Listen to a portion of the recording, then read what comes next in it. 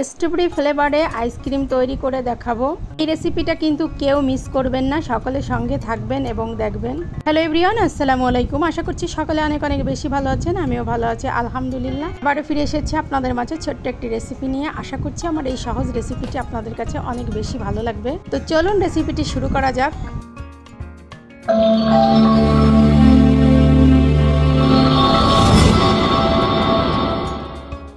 চলে যাচ্ছি চুলায় একটা প্যান বসিয়ে দিয়ে 1.5 টেবিল চামচ কর্নফ্লাওয়ার দিয়ে দিচ্ছি 2 টেবিল চামচ চিনি, 2 টেবিল চামচ গুঁড়া দুধ। অবশ্যই চিনিটা একটু কমিয়ে দিতে হবে, কারণ এরপরে যখন হুইপ ক্রিম দিব তখন কিন্তু মিষ্টিটা হয়ে যাবে অলরেডি, যার কারণে আমি চিনি 2 টেবিল চামচ দিয়েছি। আর এরপরে দিয়ে দিচ্ছি 2 কাপ পরিমাণ মতো তরল দুধ। আর এই দুধটা আমি আগে থেকে জাল করে রেখেছিলাম। চুলা অন করার আগে অবশ্যই ভালো করে এভাবে মিশিয়ে নিতে হবে, না হলে চুলাটা অন করে দিলে সবকিছুই কিন্তু দলাট বেঁধে যেতে পারে। এই জন্য আমি আগে থেকেই দলাটগুলো ভেঙে দিয়েছি। আর এবারে চুলার জালটা অন করে দিয়েছি। এখন কিন্তু অনবরত নাড়তে হবে আর চুলার জালটা মিডিয়াম আঁচে রাখতে হবে। আর আমিও মিডিয়াম আঁচে রেখে ঠিক এইভাবে নাড়াচাড়া করে একটা ঘনত্ব তৈরি করে নিয়েছি। তবে অবশ্যই এরকম ঘন করে নিতে হবে। আর এখন যে পর্যায়ে আছে চুলার জালটা বন্ধ করে দিলে আরও একটু ঘন হয়ে যাবে। এবার আমি ছোট একটা বলের মাঝে ঢেলে নিয়েছি আর এটাকে ঠান্ডা করতে রেখে দিচ্ছি যতক্ষণ পর্যন্ত ঠান্ডা না হচ্ছে। এরপরে আমি চলে যাচ্ছি হুইপ ক্রিমের কাজের জন্য। তো এখানে আমি হাফ কাপ 2 বার নিয়েছি, অর্থাৎ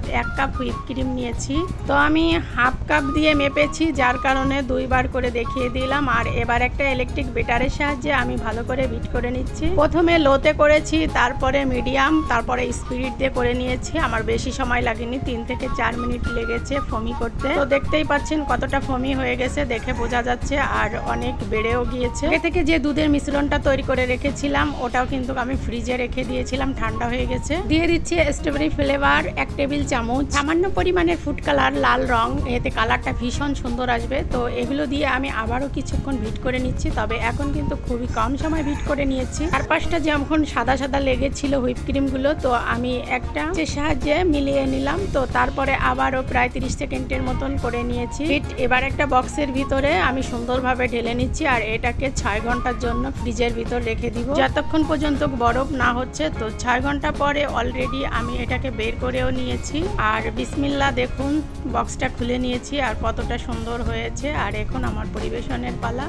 তো আমি একটু একটু করে তুলে নিচ্ছি। থেকে বের করে রাখলে এই 2 থেকে 3 মিনিটের মাঝেই নরম হয়ে যাবে। যাই হোক, আলহামদুলিল্লাহ ভীষণ ভালো হয়েছে। তো আমিও পরিবেশন করে নিয়েছি। তো আমি কিছু এখানে সুইট বল দিয়েছি।